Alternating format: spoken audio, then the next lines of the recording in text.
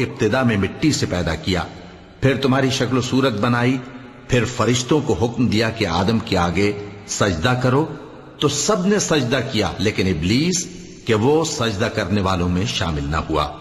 اللہ نے فرمایا جب میں نے تجھ کو بھی حکم دیا تھا تو کس چیز نے تجھے سجدہ کرنے سے باز رکھا؟ اس نے کہا کہ میں اس سے افضل ہوں، مجھے تو نے آگ سے پیدا کیا ہے اور اسے مٹی سے بنایا ہے۔ فرمایا تو بہشت سے اتر جا، تجھے شایع نہیں کہ یہاں تکبر کرے، پس نکل جا کہ تو ذلیل لوگوں میں سے ہے۔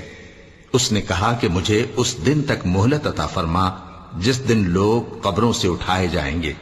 فرمایا اچھا، تجھ کو مہلت دی جاتی ہے۔ بولا کہ مجھے تو نے گمراہ کیا ہی ہے، میں بھی تیرے سیدھے رستے پر ان کو گمراہ کرنے کے لیے بیٹھوں گا، پھر ان کے آگے سے اور پیچھے سے